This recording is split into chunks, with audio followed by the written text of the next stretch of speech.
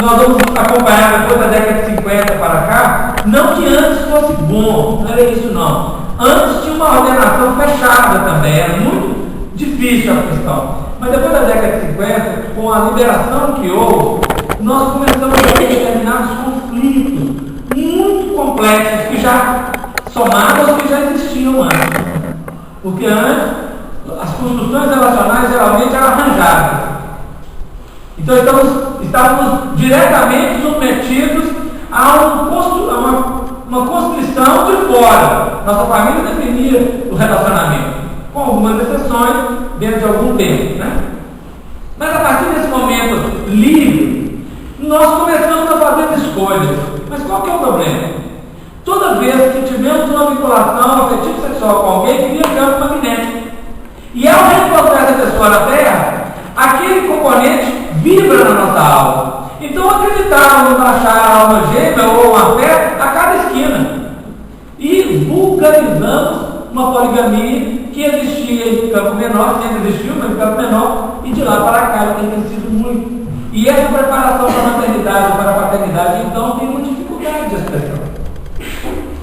Quando nós nascemos na Terra, o grupo familiar e o grupo social está preparado para nos ensinar duas coisas muito fundamentais.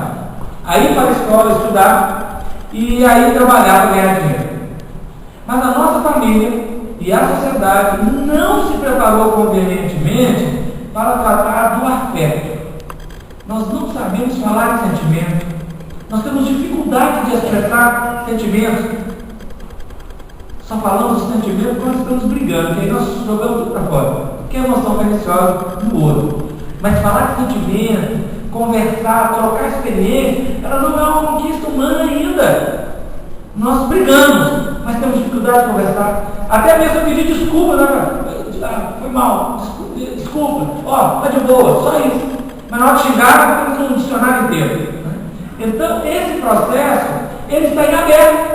Então, aqui, quando a Emmanuel nos diz que nós não temos institutos ainda adequados para a preparação da maternidade e da paternidade, é que estamos realmente no descompasso. E a ciência psicológica da Abraham Campo, a doutrina espírita revelando o Evangelho de Jesus, amplia a possibilidade, mas nós precisamos constituir na Terra ingredientes que ajudem nesse patamar, né? Do estabelecer no lar uma escola viva. Até a década de 50, esticando um pouquinho, às vezes a casa era o último lugar que o homem queria chegar. Até chegar em casa ele ficava no botequim, para chegar empregado. Quantas violências! Hoje, o lar quase que não é o lugar que nós ficamos, porque estamos cada hora no canto, né? Cada um com as suas questões, e às vezes dentro de casa ilhados, cada um na sua individualidade. Isso não é uma pessoa crítica, é para contextualizar o tempo. Porque nós temos que buscar o patamar futuro, né? Superior. Os textos às são grandes, nós precisamos de texto, porque para não ficar na nossa ideia, buscarmos o que os benfeitores falam, o que eles orientam-nos, e nós, a partir daí, conseguimos estabelecer essa conexão. No livro Missionário da Luz, do Espírito Alexandre, ele vai falar uma questão que é muito severa, o livro de 45. Ele está falando daquela realidade, mas veja se ela não está até hoje. Os pais terrestres, com raríssimas exceções, são as primeiras sentinelas viciadas. Nós apresentamos beber bebida alcoólica na nossa casa. Todas as festas têm bebida alcoólica. Pode ter alcoolista, pode ter o que for na casa do mundo, as festas têm bebida alcoólica. E quando alguém faz, tem gente que fala, eu nem vou nesse negócio aí. Festa de menino de 1 ano de idade. E tem gente que não vai na festa porque não tem bebida alcoólica. Não é mesmo? Situação delicada. São sentinelas viciadas, agindo em prejuízo dos filhinhos. Comumente, aos 20 anos, quando está concluindo a fase juvenil, em virtude da inércia dos vigias do lar, a mulher é uma boneca e o homem é um manequim de futilidade doentia. Tem exceções. Né? Muito mais interessado no serviço dos alfaiates. Hoje não pago de alfaiates tão diretamente, né? Eu não vou ao shopping. Não é mesmo? Mas tem também alfaiate lá, né? Cada rubrica, né? Que, olha, muito mais interessado no serviço dos alfaiates que no esclarecimento dos professores. Cada um tem filho em casa, jovem, e sabe o quanto é difícil o filho pegar o caderno de dever para cá. E o quanto que é fácil ficar brincando no jogo do YouTube, brincando na internet, brincando, não é mesmo? Quanto que isso atrai? E o quanto que o dever, escovar dente, levantar cedo, tomar banho, é desprezável. E se nós, os adultos, não tivermos a competência de educar, nós perdemos ali. Lógico que a dor vai chegar e um dia volta para o caminho. Nós todos temos a nossa história, cada um de nós tem a própria história. Mas ele está dizendo isso, que muitas vezes, quando não tem essa vigilância, nós estamos presos a coisas exteriores, aos fenômenos de fora, que podem ilustrar a aparência exterior, mas que às vezes prejudicam o componente interior. E o professor, nesse caso, é o ponto mais fundamental, né? Alcançando o ponto do casamento, muitas vezes são pessoas excessivamente ignorantes ou demasiadamente desviadas. Cumpre ainda reconhecer que nós mesmos, em todo o curso das experiências terrestres, na maioria das ocasiões, fomos campeões do envelhecimento e da perversidade contra as nossas próprias forças vitais. Quantos casais nós conhecemos que não dialogam entre si? Quantos casais atingem que essa fase de 20 anos do suave casamento começa namoro, promessas, juras de amor? Mas tão logo nós chegamos ao casamento, há pouco algum tempo, cumprindo as funções básicas que surgem nos filhos, acaba a pressão psicológica dos filhos, muitas vezes nós começamos a perder interesse de conversar. Nós falamos assim em relação coletiva.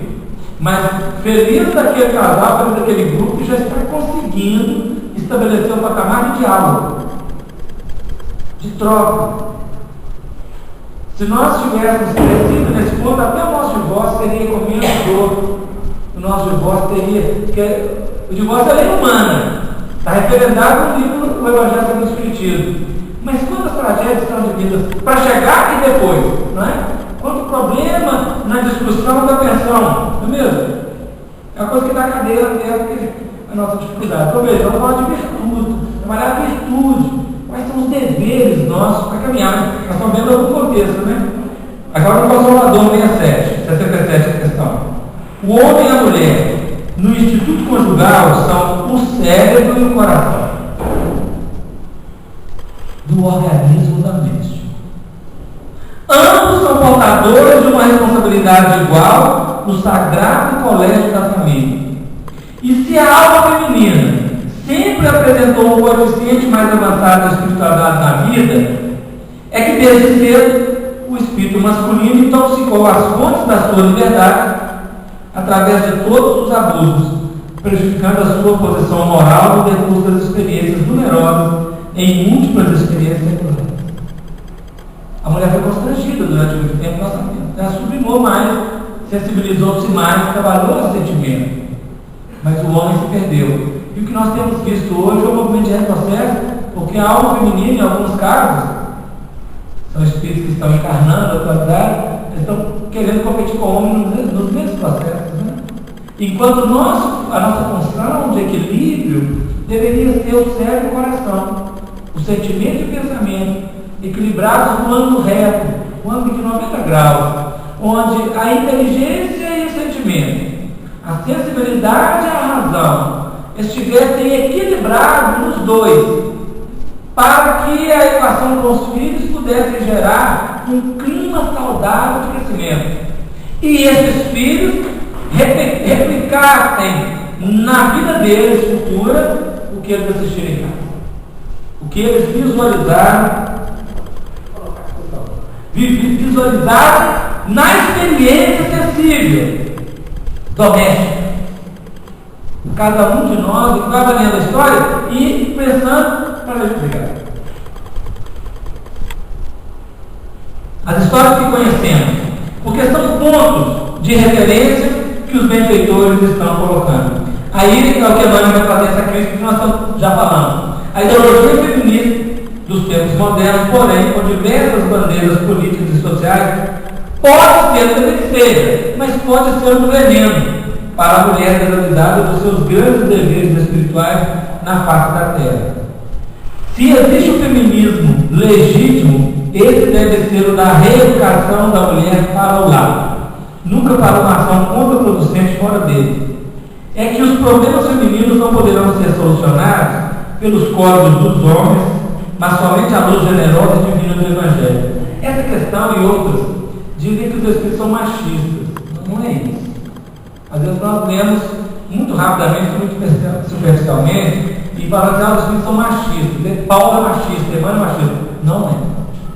O que eles estão colocando aqui é a falta que faz a mãe educadora. Filho, quando nós terceirizamos, ou é terceirizado na sua educação, para um sentimento que não é o da mãe, determinadas carências vão ficar gigantescas. Isso não é ser machista, não é dizer que a mulher não pode trabalhar, não pode fazer, porque é isso, a mulher pode ter em qualquer lugar, o homem também. Mas é um trabalho que precisa ser levado com sinceridade e seriedade, o trabalho da educação. O nome mãe é a palavra mais falada no mundo, mãe. E a ausência maternal, 6 meses de licença, 4 meses de licença, não resolve esse problema. É uma relação, é uma construção. E nós precisamos criar um mecanismo na sociedade para que a mulher possa atender todo o seu anseio de crescimento, e ela deve atender, e o homem também. Mas que ela possa também ter o olhar, e o homem também, mas principalmente a mulher, para a educação dos filhos. Isso é um desafio, porque a perversidade econômica e social, ela gerou um projeto, mas não deu sustentabilidade. Convidou a mulher para fora de casa e não deu segurança ao lar. E com isso, nós chegamos a ouvir e a falar que a família estava falida. Não, jamais. Se nós pensamos em progresso, se o nosso trabalho é de progresso espiritual, a família jamais pode estar falida, porque a família é a célula básica da sociedade. Se cada ser é um átomo da divindade no contexto universal, a família é a célula básica que vai constituir todo o sistema educacional da vida. Não dá para transferir, terceirizar a educação do filho para a escola. Os professores não estão preparados para educar os filhos, eles estão preparados para instruir. E assim mesmo a instrução é dificuldade. Tem dificuldade. Imagina a educação. A educação é o lar. Então, nós precisamos fazer um brado, não é para proibir ou B de trabalhar, ou ir ali ou aqui. Não é isso, não. Vocês não estão dizendo isso. Mas é de reeducar as nossas possibilidades, todas, a do homem também, para o lar. O lar, hoje, a casa, é o lugar que nós não ficamos fácil. Um menino nasce, ele com 2 anos de idade, ele tem aula de natação, aula de karatê, aula de inglês, aula de espanhol. E ele vai para um trabalho, vai para outro, ele não fica em casa quase. A casa para ele é distante. Os pais não estão dentro de casa. Então ele não tem a referência da casa. Nós vamos ver a nossa engenharia, a nossa arquitetura, as cozinhas da casa são cada vez menores. Porque nós estamos terceirizando a comida, nós não comemos no horário juntos, nós estamos naquele processo de delivery, no processo de fast food, de comida rápida. Perdemos o gosto de conversar. E aqui não queremos com isso ficar só vendo problemas, não. Mas é para entender que há um movimento que exige de nós um retorno para a intimidade doméstica, para conseguirmos pronunciar o nome pai, o nome mãe, de uma forma saudável e sustentável. O filho está com o pai negociado. Hoje a família brasileira ampliou um pouquinho, mas até quando nós tivemos o censo, tinha o censo brasileiro e o censo espírita. Deu igual. 40% da família está separada. E às vezes, isso é mínimo, porque já está no segundo, terceiro divórcio, né? Não está uma separação e está no definitivo de um outro segundo casamento. Não. Está separado de um, separado do segundo, separado do terceiro. Nós estamos assim, muito separados, né? Isso não é um problema. Não é um problema. Pode acontecer uma separação. A questão é o que é a consequência. O filho está com o pai, na família do pai, a mãe não está presente. Às vezes o diálogo da família em torno da mãe ausente é de crítica. Estão falando da nora, da cunhada, da esposa, ou da divorciada. Mas ele é filho. A menina é filha. Não da mãe dela. Aí às vezes ela está na família da mãe, com a ausência do pai. Estão falando. A nossa falta de crítica é ser perversa. E aquela criança, ela cresce ali, tendo que fazer costuras do contexto familiar. Logicamente, quando ela constitui a família, ela tem dificuldade. Nós temos dificuldade com o campo emocional, mas nós não temos dificuldade de falar mal e criticar. Principalmente quando o divórcio foi mais litigiosa, tem problema com a pensão, tem problema com traição, tem outros problemas. Qual a dificuldade que nós estamos inseridos? Então, a família é o grande vértice da vida. É para onde nós devemos focalizar o nosso interesse. É para onde precisamos realmente trabalhar a nossa atenção. Sei que o assunto, a doutrina espírita, nesse ponto, ela abre para nós uma perspectiva de reflexão que precisa transcender o tempo atual. Como vai fazer isso? É a nossa inteligência que vai constituir. Nós que estamos começando no Evangelho e já sentimos esse processo, nós temos feito trabalhos, claro, mas precisamos ajudar a impactar isso na sociedade, que ainda está divorciada desses valores, como se o casamento, como se o lar fosse mero acaso. Então hoje surge o filho para depois começar a pensar se vai morar junto, você não vai morar junto, dentro de um determinado contexto. Nós falamos 40% separado.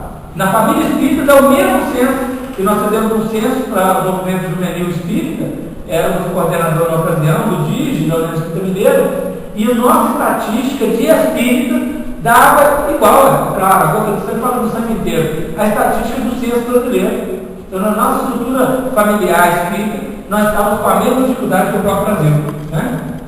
A tarefa doméstica nunca será uma válvula para gozos improdutivos, porque constitui trabalho e cooperação com Deus. O homem e a mulher que desejam ao mesmo tempo ser pais e gozadores da vida terrestre estão cegos e terminarão seus loucos esforços, espiritualmente falando, na vala comum da inutilidade. Olha que desafio, gente. Ouviu uma frase dessa no Caminho Verdade de Vida, todo mundo conhece o livro, referendo ao livro. Mas ouvir uma frase dessa, ela é puxada, ela é dada para nós. Porque nós precisamos tomar a responsabilidade das regras da nossa vida com o que de fato nós viemos fazer aqui na Terra. Qual a importância dessa encarnação? Qual a importância da vida? E não simplesmente uma corrida louca e desenfreada para atingir determinados prazeres. Mas o desafio da responsabilidade de encarnar, constituir-se como pessoa e dar o contributo da vida. No terreno da família nós não podemos abrir mão. É preciso resgatar uma ideia, não uma forma. Uma ideia que foi lançada há milênios pela Grécia. E olha, nós falamos do mundo ocidental. Não vou tratar do mundo hebreu, não vou tratar do mundo oriental, não. Do mundo ocidental. Foi lançado pela Grécia, não vingou.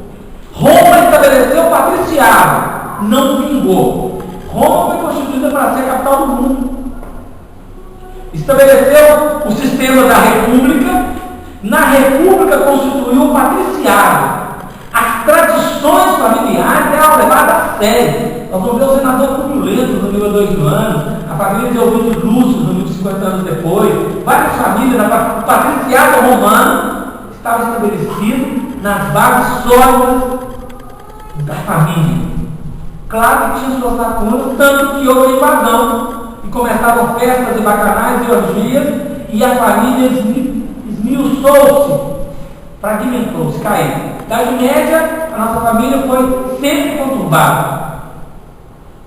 Quando surge, depois do Renascimento, depois da Revolução Industrial, a família nuclear burguesa, saindo do patriarcado estrutural formal, nós começamos um sistema novo de família. Pai, mãe e filho. Estabeleceu lá. E aí nas situações até chegarmos hoje. Hoje, quando nós somos família, hoje na linguagem de família, nós não temos um ponto de referência do que é a família. Ela está se organizando, né? Hoje, às vezes, é a avó, a mãe e os filhos. Às vezes é só a mãe e os filhos. Às vezes é só a avó e os filhos. E os netos, né?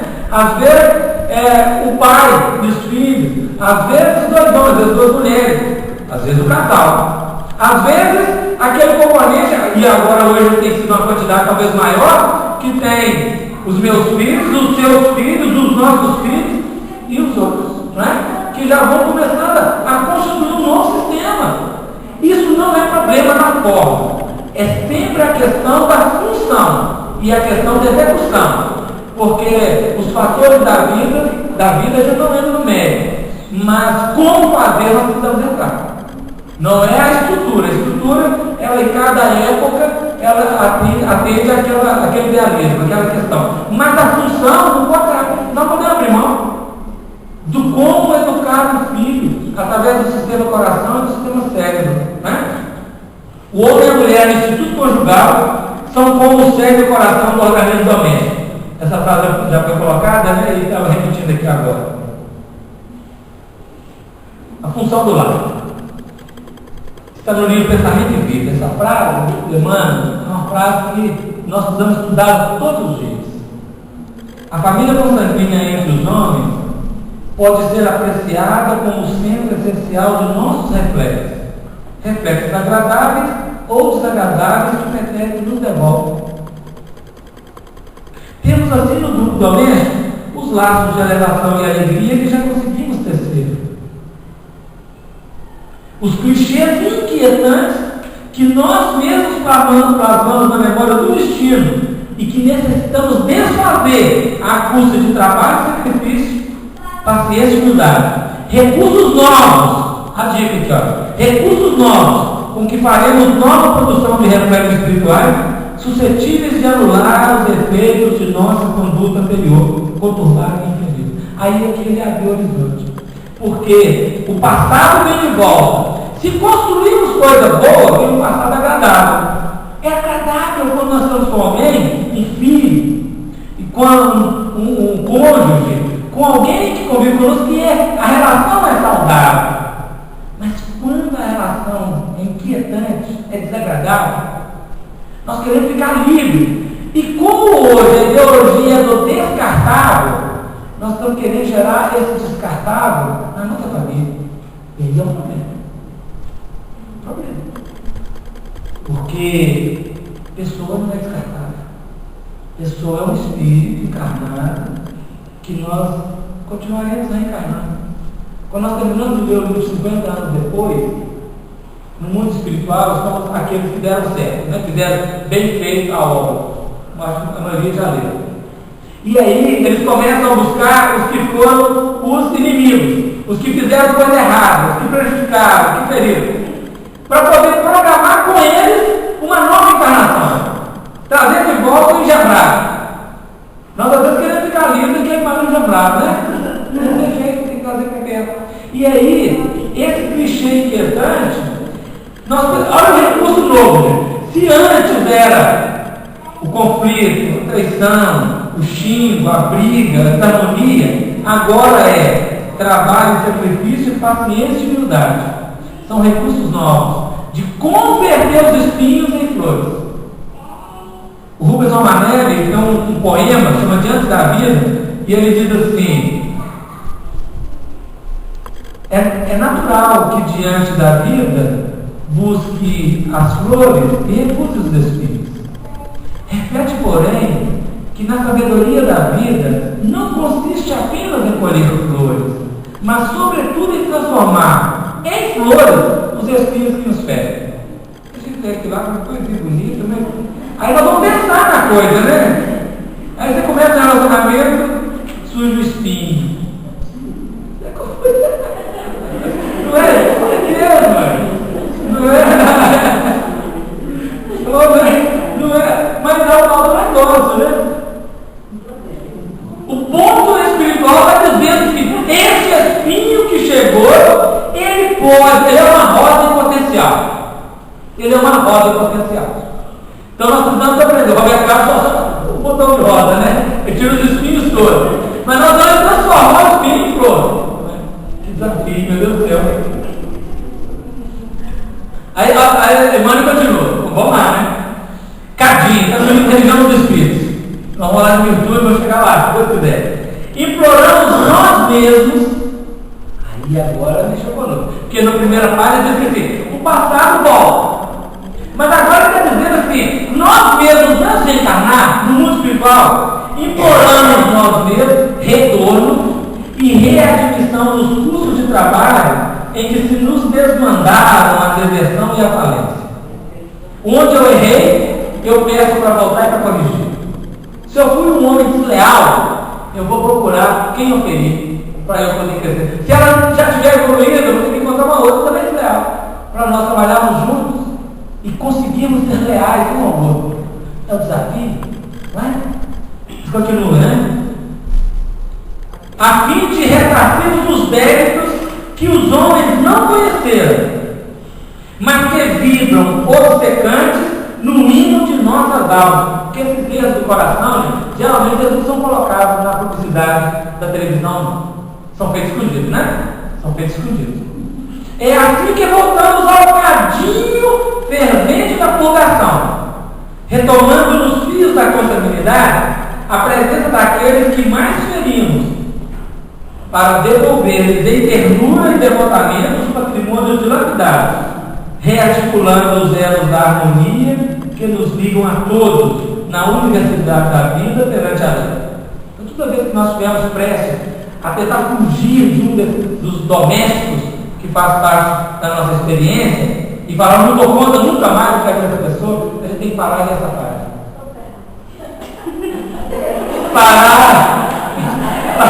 Parar nessa parte.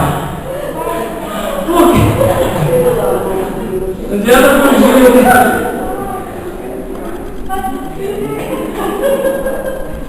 Quando a gente vê a história dos outros, é gostoso. Deve que a mãe do André Luiz, o marido dela foi um adulto, tem várias amantes. Ela sabia. Ela só soube no mundo espiritual. E eles desencarnavam antes, e algumas amantes desencarnaram. Quando ela chegou no hospital, ela falou: cadê meu marido? Cadê ela é? Aí os benfeitores falaram: não, não deixaram o tempo até o dia que ela descobriu. Ele estava no umbral com duas das amantes. Preso lá. Aí, quando ela me desencarna, duas filhas encarnadas no Brasil também, e uma filha que estava bem encarnada. Aí que a mãe do André Luiz fala: olha que coisa, a gente lê e chora no livro. Mas aí pensando que minha família é assim, né? É fabuloso, né? Aí ela pega a intercessão dos benfeitores, ela intercede para que o esposo renasça na terra. Alguns anos depois, ela renascer novamente, faz uma programação para que eles reencontrem e que os dois primeiros filhos, na verdade, as duas primeiras filhas serão as duas ex-amantes do pai, do marido dela, que vai ser marido de novo. E vai ser aquelas duas meninas xodó do papai. Tudo delas é papai. E amanhã eu vou na mãe com essa viagem. Você imaginou ela dessa? Se não tiver equilibrado, é o perigo. Se não tiver equilibrado, é o perigo. Né? Então, ela vai programou, nasceu. E aí vai para a terra, fala: André, você agora é minha esperança, você que fica aqui para dar sustentação. E ele ainda nem tinha visto a família dele, porque tinha que resolver o problema, né?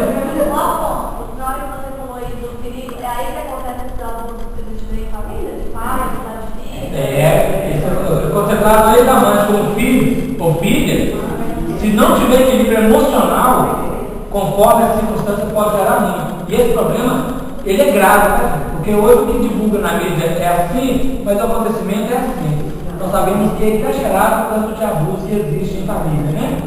As nossas histórias desse sentido afetivo, sexual, ela é um terror para nós. E haja muito coração para que nós consigamos perdoar, crescer, desvincular, trabalhar esse elemento com um carinho. É um assunto que nós podemos trabalhar com tanto, mas nós precisamos encará-lo com coragem, sem desrespeito a ninguém, mas que é um perigo, porque a lei impõe o retorno, né? Impõe. E aí eu mudo de roupa, mas eu sou eu mesmo. Eu estou num outro corpo, mas eu sou eu mesmo.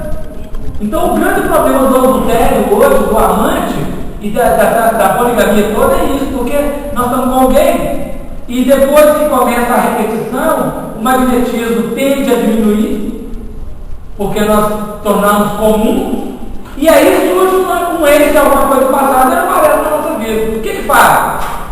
Magnetismo lá em cima, dá taquicardia. Se não tiver o piso bem sustentado, tem queda. Então é um desafio, os Espíritos estão colocando para nós aqui. Agora, olha o que é esse cadinho. Todo mundo sabe o que é cadinho? Vamos ver, Cadinho.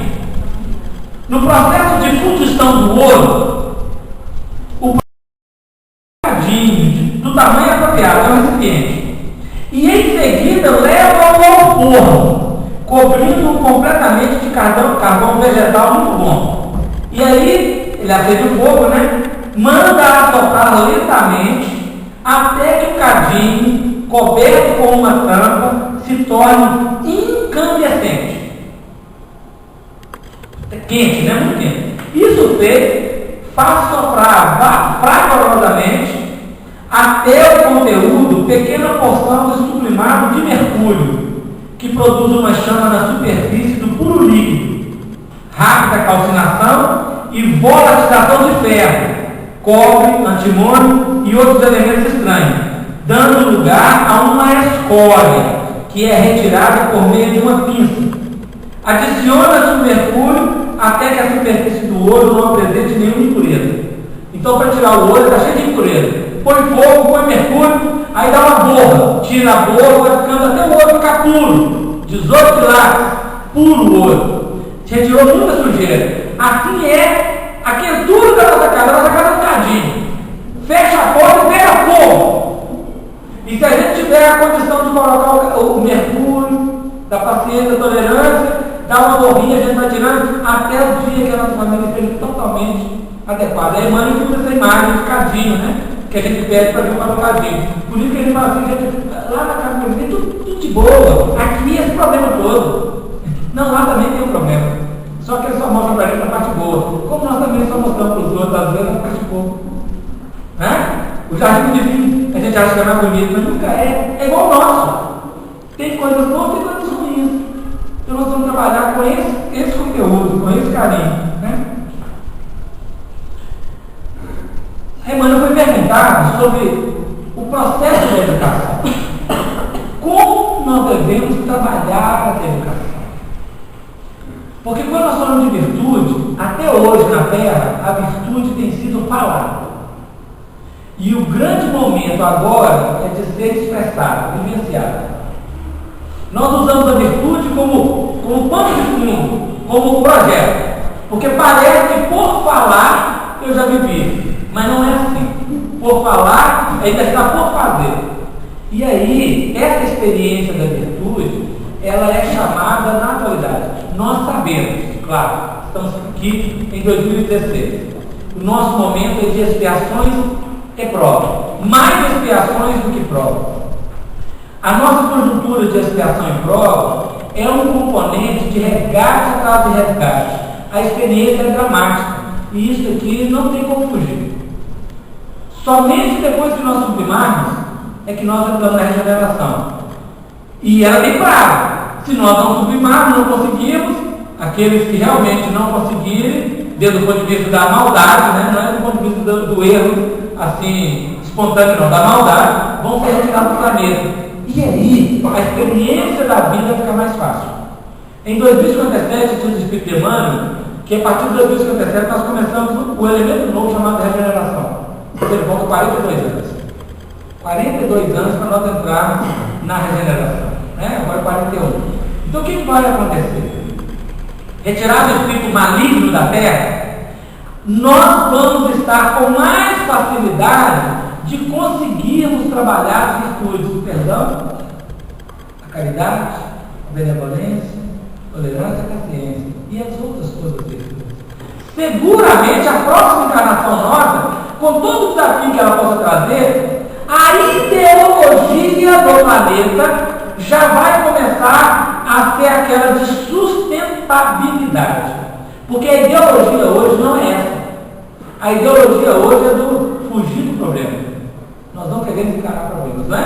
Essa é a ideologia. Então, em todo o contexto, nós vemos isso. Fuga da realidade, do compromisso, da tarefa. Mas a próxima encarnação, seguramente, o elemento ideológico será diferente. E isso vai nos ajudar a ter forças morais para conseguirmos estabelecer a verdadeira base para a solução desse problema. Então é um grande projeto, para nós é ótimo. Agora, nós que somos espíritas, todo mundo espiritual. Todo mundo espiritual. espiritualista. Todo mundo espiritista. Nós somos convidados verdadeiramente a sermos vanguarda. Vanguarda não quer dizer que nós vamos fazer, eu vou ser exemplo do mundo, não é isso não. Vanguarda é ser cumpridor do dever que compete. Logicamente que nós não estamos dizendo que não vai acontecer pequenos erros, nós vamos errar. Mas o problema não é o erro, que a nossa intencionalidade seja de fazer bem feito, de fazer com acerto. Se acontecerem alguns erros, nós os corrigiremos. Mas que não seja a nossa intenção, a intencionalidade, a do ferir o outro, do errado. E eu quero crer que quando começamos a estudar o Evangelho de Jesus com revelação espírita, nós mudamos, não é? Nós mudamos. Quem fez conversão espírita no meio do caminho, quem conheceu o espiritismo no meio do caminho, pode fazer uma experiência do quanto que mudou a perspectiva de ação na vida. O quanto que alterou, o quanto que não conseguiu alterar tudo, mas o quanto que já alterou, isso é bom. Para quem já nasceu espírita, talvez já tenha tido uma conduta mais adequada. Então, vamos dizer que todo o espírito é assim, mas a grande maioria nossa já está começando a dar um testemunho, não é? A igreja protestante, eles têm lá um projeto para os jovens não relacionados sexualmente antes do casamento.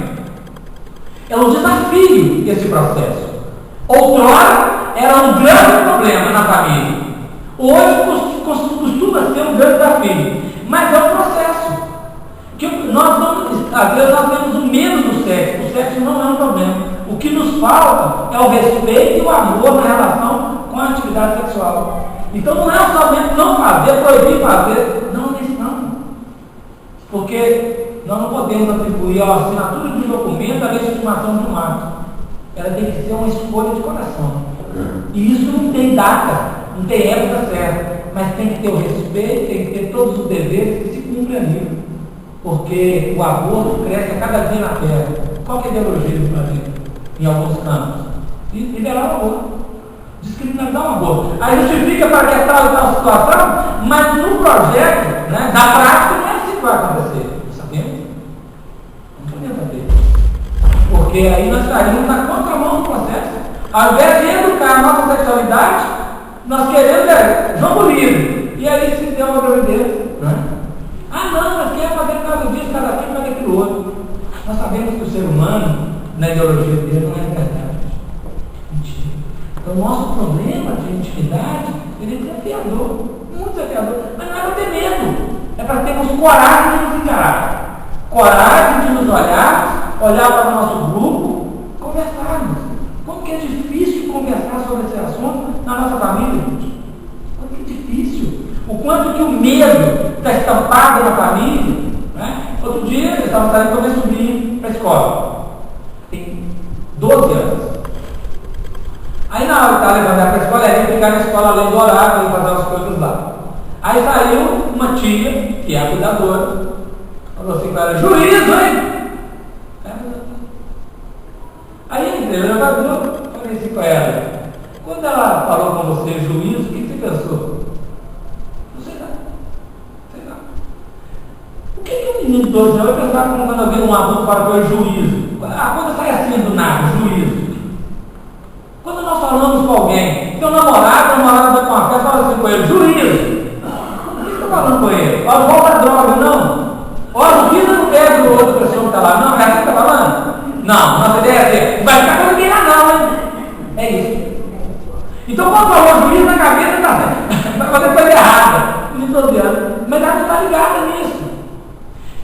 Mas mesmo que tivesse, não é assim que a gente fala. A gente fala, não deveria ser assim. Vamos sentar e conversar. Vamos dialogar, vamos explicar o que é a vida, dentro do que eu entendo. Só que às vezes, nós, os adultos, deixamos o menino com o tio, com o padrinho, com sei lá quem, para nós irmos viver coisa. Está errado? Não está não. Mas nós vamos ter um trabalho de questão. Veja que nós estamos falando de um assunto difícil. Porque sem isso, nós não estabelecemos virtude. Sem isso, nós não conseguimos ser honestos na conversa da família. E aí começa a educação. A mãe foi perguntando assim: o período infantil é o mais importante para a tarefa educativa? Olha o que a mãe fala, gente. Todo mundo sabe, né? Tem que repetir. O período infantil é o mais sério e o mais propício à assimilação dos princípios educativos. Até aos 7 anos, o espírito ainda se encontra em fase de adaptação para a nova experiência existente que lhe compete no mundo. Nessa idade, ainda não existe uma integração perfeita entre ele e a matéria orgânica. Suas recordações do plano espiritual são, por isso, mais vivas, tornando-se mais suscetível de renovar o caráter e a estabelecer novo caminho na consolidação dos princípios de responsabilidade, se encontrarmos pais legítimos representantes do colégio familiar. É a fase que mais negligenciamos a educação dos filhos, é de 0 a 7 anos. Porque basicamente ninguém sabe mais, não tem nada, não. E aí eu estou contando o carro, daqueles cabeludos, e o menino de 2 anos fazendo um carrinho lá. Antena negatíssima. Ele está atento a tudo que está sendo falado, ele pode não conhecer determinados conceitos e palavras, mas ele incorpora a vibração, ele incorpora a expressão, ele incorpora o conteúdo, o contexto. É o tempo diferenciado, porque a gente acha que o menino não está dormindo, que não está captando, que não está vendo, e é pelo contrário, é onde ele mais capta. Então, esse período, se eu estou com meu filho, sem a presença da mãe dele, que às vezes eu estou em guerra com ela, estou falando mal da mãe dele, meu Deus do céu, isso grava. Ou no grave, né? Ou se é um parente qualquer, porque quando a nossa relação de cunhados, relação de nora, de sogra, de genro, é uma relação difícil. Nós ainda valorizamos muito a consanguinidade, mas aquilo que não é consanguíneo, que é afim, que desafio que é às vezes, não é? Então, veja, nessa educação, esse é o processo problemático. Agora, mais que isso, é preciso dar uma orientação segura nessa fase da idade. Claro, com uma linguagem compatível, porque o espírito irá captar, e quando ele chegar na adolescência, 14 anos, que manifestar nele o apelo sexual, esse processo de educação, ela terá uma base para sustentar a atividade dele lá na frente. Por que às vezes não tem? Porque nessa primeira infância nós teríamos problemas. Quantas vezes uma menina de 5 anos dançando a dança do tchan, ela filmava na família e fazia festa? Isso é um pernicioso, porque movimenta o chakra genésico excessivamente e gera desequilíbrio.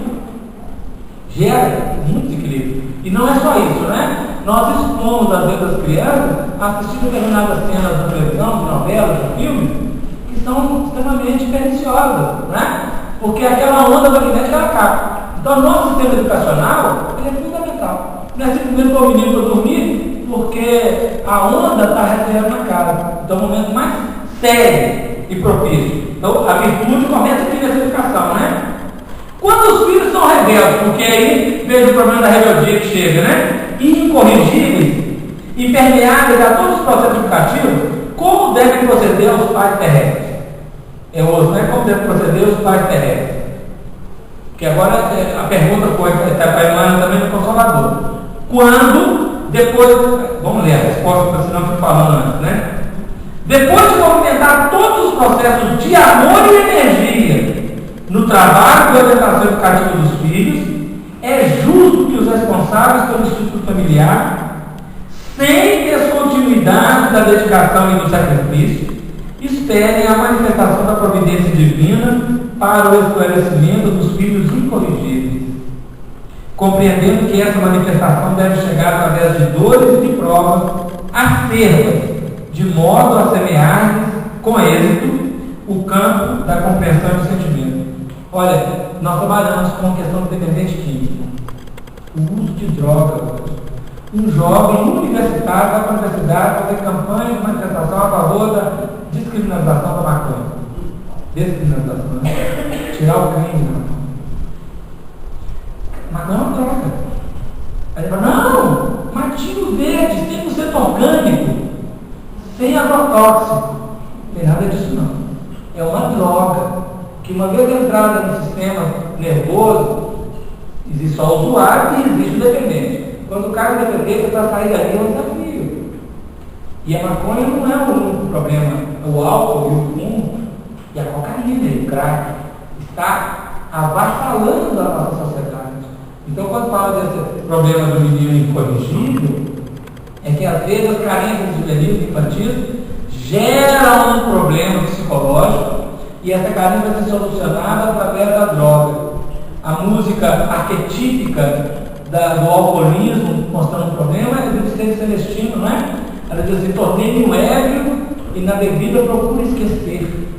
Quantas coisas eu quero esquecer me tornando um ébrio? Quantas coisas eu quero esquecer usuário de alguma problemática? Porque a coisa é complexa, não podemos ter no detalhe, mas aqui, quando eu tenho uma carência emocional, uma crise doméstica, se eu colocar uma dose de álcool na boca, ou se eu colocar a fumaça do cigarro, a substância química desses dois ingredientes, elas vão na corrente sanguínea, fazem uma conexão na sinapse depois, e ali há um processo de prazer. Ela tampa a carência. Mascara. Aí, o organismo que está conflituoso, que está aflito, por causa do sentimento de angústia, de ansiedade relacional, o organismo fala assim: nossa, que negócio legal. Aí amanhã surgiu um conflito doméstico. Aí ele fala: não, aquele negócio gostoso, aquele negócio que acaba cobrando. Isso é assim que funciona. Aí eu uso. Se eu tenho a tendência, eu caio em dependência. Se eu não tenho a tendência, eu não me torno dependente. Eu sou usuário esporádico. Mas a gente sabe que esse esporádico vai ganhando campo e torna dependente. Então, uma ideologia, olha a ideologia do ser humano, a perversidade.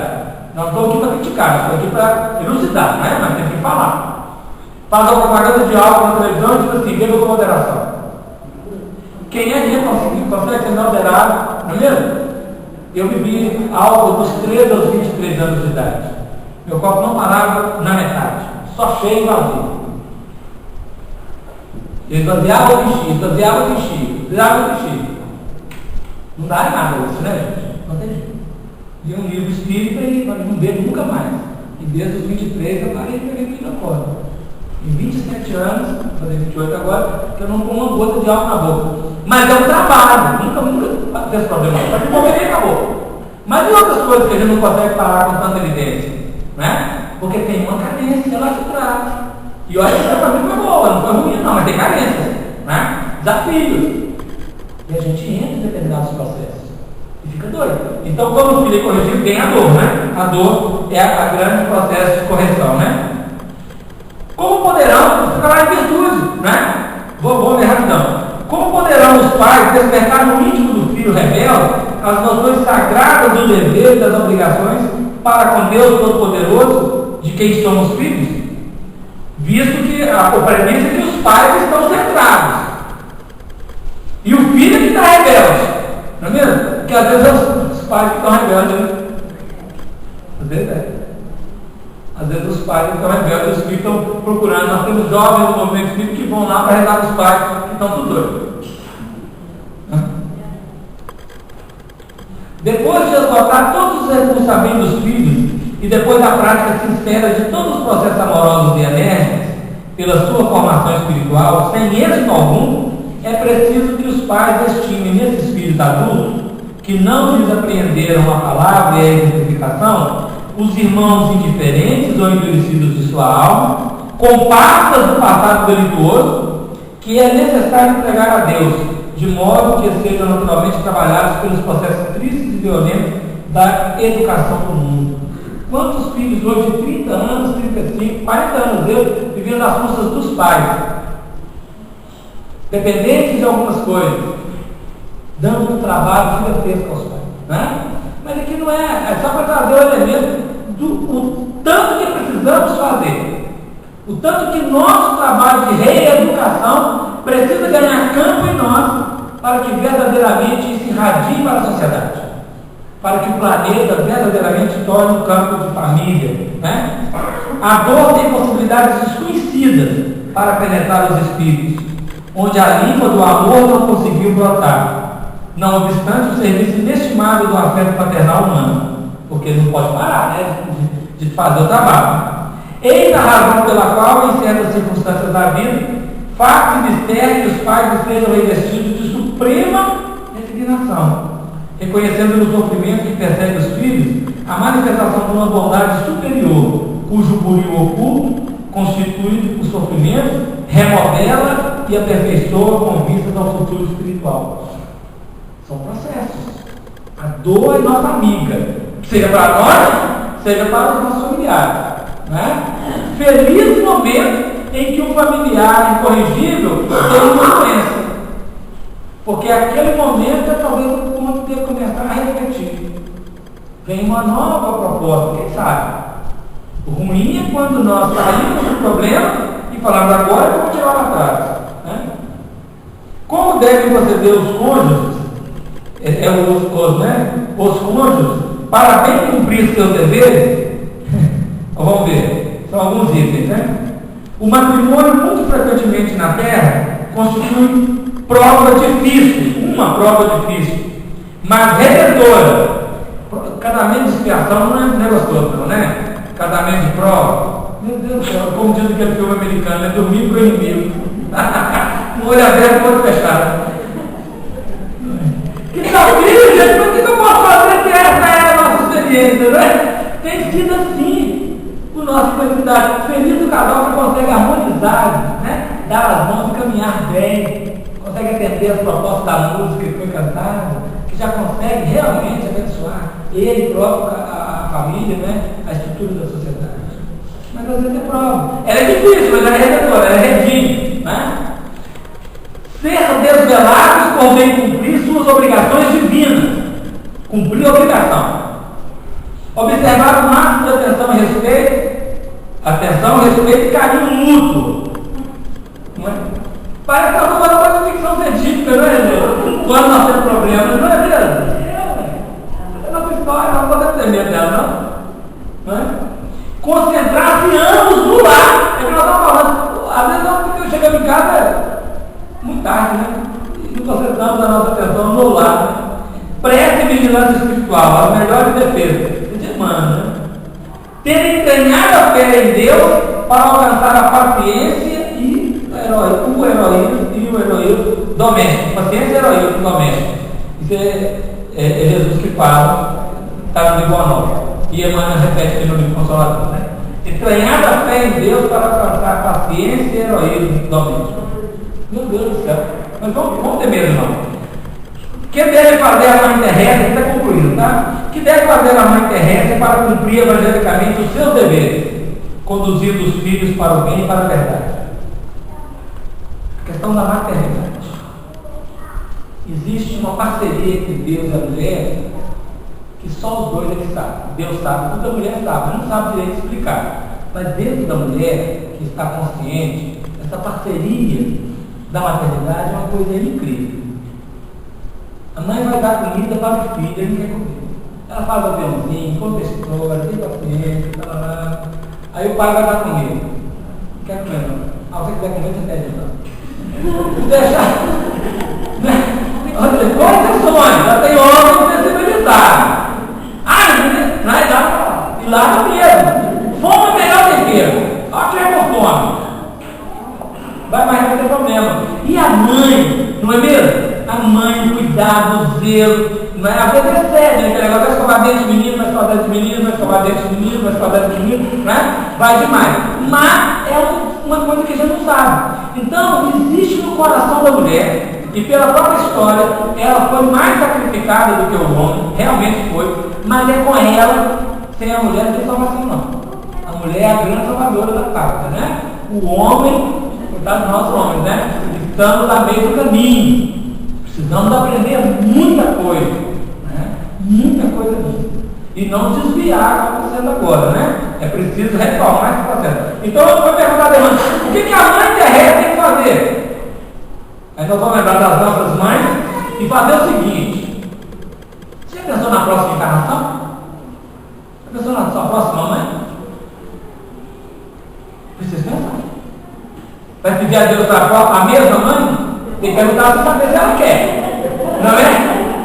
Tem que saber se ela está de acordo, né? Não é?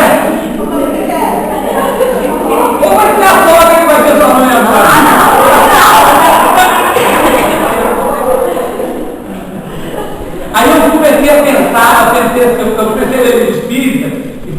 vou escolher uma mãe para força enganação. Aí eu fui olhando o que eu precisava, né? De muita disciplina. Aí eu falei, eu vou mandar uma carta para a Lívia, esposa do senador do governo, que era reencarnar e tua mãe. Aí tem um outro lá, Belo Horizonte, que está com ciúme danado disso, ele falou, quem nasce filho dela é sequestrado, vai ser doente. Eu falei, não quero nem saber, Aí eu olhei para a mamãe e falei assim, não, acho que a mamãe é legal. Acho que vai demorar, a mamãe vai ter com a senhora mesmo, né?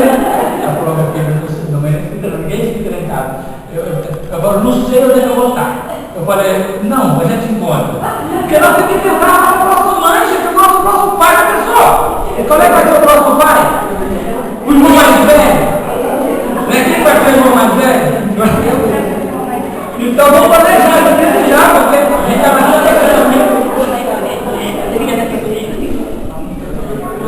Aí nós vamos assim, eu quero a próxima mãe. Isso eu quero. Mas como que eu devo ser, já desde já aqui no futuro, um pai e uma mãe? Né? Porque eu quero a melhor mãe do mundo. Mas eu preciso replicar isso e fazer um projeto de ser uma mãe consistente, um pai consistente, um cônjuge consistente. Ninguém quer um cônjuge desleal. Então eu tenho que começar a não ser desleal, não é? Quem é que quer casar com alguém que é desleal? Não tem. Arranja mais desleal do que quer casar com ele.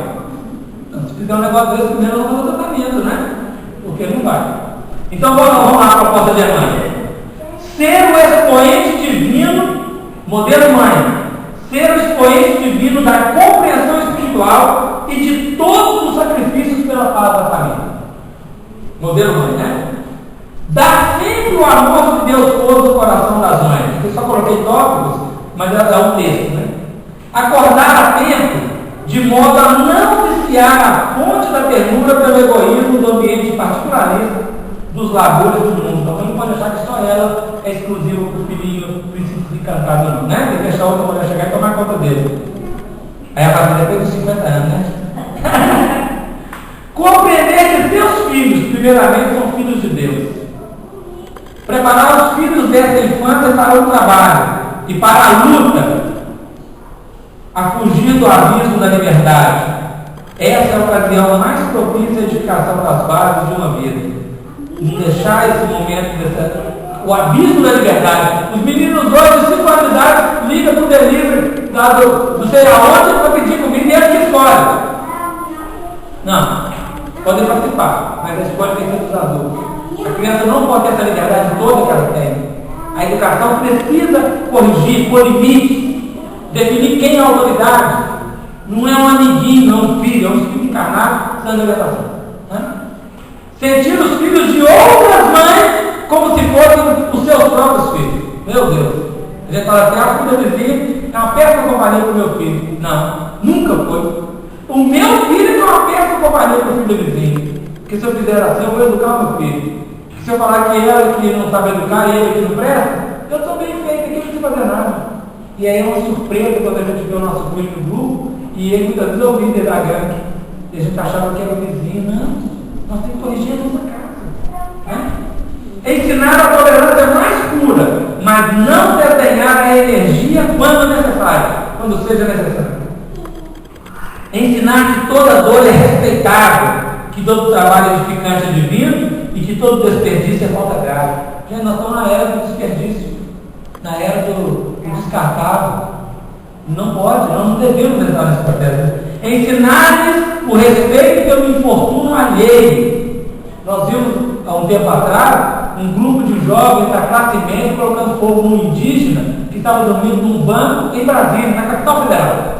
No Rio de Janeiro, jovens da classe média alta colocaram lá também, bateram uma senhora lá na mulher. Quer dizer, é um desrespeito pela experiência, né? Estamos recuando pela escravidão. Não dá razão a qualquer queixa dos filhos sem exame desapaixonado e meticuloso das questões. Olha que desafio para nós. Nós vamos ter essa avaliação, né? Levantar os sentimentos para Deus, sem permitir que estacionem na futilidade ou nos prejuízos morais das situações transitórias do mundo. Porque Deus é uma equação não falada nas escolas. faço prece para essa sobrinha toda noite. 10 horas da noite eu vou fazer uma prece, ela vai dormir. Aí um dia eu estava falando do Deus Criador, ela falou assim, quem que está certo? O Big Bang ou Deus que criou? Das ciências, né? Aprendeu a orientação da criação, a partir do gênero. Aí começou a surgir um conflito. Lembra?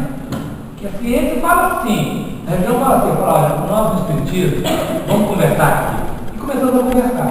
Aí depois um dia ela falou assim, você tem certeza que Deus existe?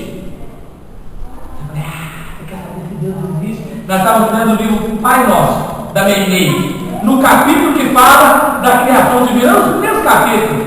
Aí eu falei, você entendeu? Ela falou assim, aí eu vou explicar então, né? Porque são questões que surgem.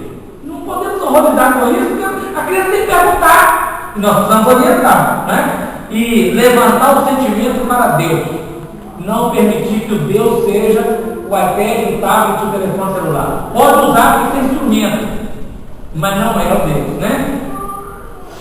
Buscar na piedosa mãe de Jesus o símbolo das virtudes cristãs, Maria nosso modelo.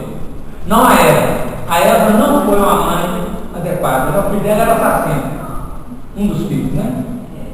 É o que estava da Bíblia, né? Ciumento, invejoso. Mas Maria não. O filho dela é o salvador do mundo. E nós também. Ela é mãe nossa também. Buscar a piedosa mãe de Jesus o símbolo das virtudes cristãs, transmitindo aos que a servem os dons sublimes da humildade e da perseverança, sem qualquer preocupação pelas gloriosas efêmeras, pelas gloriosas tá? Efêmeras da vida material, pelas glórias efêmeras da vida espiritual. Palavra gloriosa. Cumprindo esse programa de resposta evangélica, é um programa. É simples, né? Na hipótese de fracassar em todas as suas indicações e renúncias, compete às mães incompreendidas entregar o fruto de seus labores a Deus, prescindindo de qualquer julgamento do mundo, pois que o Pai de misericórdia poderá apreciar o seu sacrifício e abençoar as suas penas no Instituto Sagrado da Vida Familiar. Isso é um desafio. O terreno família, sobre a ótica espírita, ele está na contramão do que o mundo está vivendo hoje. Mas ele está certo. E o mundo está incorreto. O mundo está desnorteado sem saber para onde vai. O Espiritismo é força viva que vem restaurar a verdade. Então nós, às vezes, nós sentimos um conflito mesmo com a nossa família e nós próprios estamos divorciados dessa verdade. Mas nós precisamos começar a enveredar o nosso coração para esse projeto. Aderir verdadeiramente a essa proposta das virtudes domésticas. A nossa casa precisa ser o lugar mais agradável da nossa existência. Frequentaremos todos os outros que estão para serem visitados. Mas a nossa casa tem que ser o nosso lugar santo. A minha adolescência foi ausente de casa, eu não sei o que aconteceu lá em casa. Eu saía às 3 da manhã, chegava 2 horas da casa. Tonto, quase todos os dias. Trabalhava e vivia. Não sempre aconteceu com os meus irmãos, com a minha família, na juventude. Eu era ausente da casa. Tornei-me espírita e falei, não, tem que ficar dentro de casa. Aí eu comecei a ficar dentro de casa, todo mundo renovou, passando o seu caminho, né? Não, vem pra cá. Aí eu falava, vamos parar. Você nunca teve aqui agora de casa da mulher, deixa eu ir, não. E lá vai, né, a prece no lar, culto no lar, e tá ali, e aí daí a pouco o irmão para com o negócio, aí o outro irmão começa a ficar ali, e o grupo começa a equilibrar. Esse movimento. Porque quando nós nos transformamos, ou começamos a transformação, porque não está acabada, começamos, o impacto energético começa a agradar a família, ou alguém. E aquele que estava distante, um dia começa a ficar um pouquinho mais, e daí a pouco fica. Eu estou me encarregando de cachorro, cada dia eu estou no lugar, estou viajando, mas eu volto para cá, está lá a família. Aliás, só eu e minha irmã morando agora, né? O resto cada um casou, todo mundo seguindo o seu caminho. Nós estamos nesse projeto. Todos nós aqui sabemos disso. Nós precisamos realmente investir as nossas forças para o trabalho do culto evangelho lar. No culto, estudo e na vivência relacional. Auxiliar, praticar, não reclamar, não brigar, não discutir, não ficar no na lamúria, mas conseguir afetuosamente participar dos conflitos. Esse é o problema da virtude. Virtude não é fantasia na prateleira, é experiência saudável na dinâmica do dia a dia, consistentemente. Eu não vou estender muito, não, porque lá vou passar ligeiro por tempo.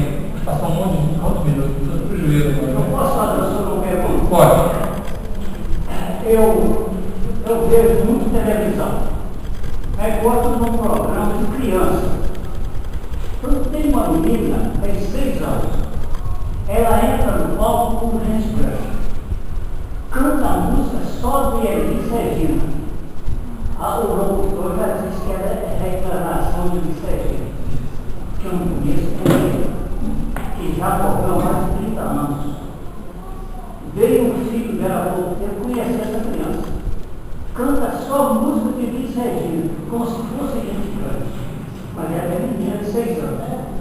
Hoje eu vi uma menina de 3 anos cantando, mas como se fosse uma criatura grande, de impressionar. Então, o que Soraya deve ser? Então, isso é por causa da reencarnação. Nós estamos entrando na era nova, né? Na era da regeneração. Então, muitos espíritos melhorados, bem melhores, estão vindo ao planeta dar um testemunho de amor e de verdade. E desde muito crianças já estão conseguindo sensibilizar na arte, na educação, nas escolas, nós temos grandes espíritos aí, na religião e na política. Nós vamos ver daqui a pouco um menino muito jovem dando testemunho que até agora não conseguimos dar. Então nós falamos de muitas questões desafiantes aqui, que é a realidade. Mas já há um investimento espiritual, tem muita encarnação de espíritos, que não precisa ter inteligência de volta, é um espírito que tem a sensibilidade e que já consegue expressar, né? Por causa do estímulo. Então isso tem demais. Seriam as crianças chamadas pelo Dr. Franco de crianças cristal, crianças índigo, né? As crianças que estão trazendo uma nova era. São espíritos que já deram um curso na evolução e que vêm nos ajudar todos nós. E, tirando a parte negativa que nós estamos falando, tirou a parte negativa da Terra, dos espíritos negativos do mal, encarnaram esses melhores, o clima fica mais fácil. O clima fica mais fácil. Né? Antigamente nós vimos uma novela, ela começava com algumas coisas e terminava no casamento. Hoje a novela começa com o casamento e termina no divórcio. E no recasamento, né? Está tudo certo, não tem nada errado. O que nós precisamos agora é de fazer esse movimento de investir no valor saudável da vida. Então, se nós não podemos mudar o planeta lá fora, nós podemos trabalhar em nossa intimidade e na nossa casa. E conseguir verdadeiramente estabelecer conexão saudável. Trouxe muitos textos de Emmanuel, André Luiz, o resto de Emmanuel, para a gente poder refletir nesse nosso grande desafio. Para não cairmos no conto do vigário de que está tudo livre, que está tudo pode. Não pode não. Tudo deve. Devemos fazer o projeto dele. Quero agradecer a atenção de vocês, a oportunidade, pedir a Deus que abençoe cada um, dar muita força na jornada, estabelecer realmente esse patamar de equilíbrio com as bases espíritas e nós estabelecermos a família, daquilo que ela deve ser como construtora de um mundo melhor, de um mundo novo, tributando a nós próprios o esforço, o sacrifício da educação. Muita paz, muito obrigado e devemos a palavra à nossa coordenadora.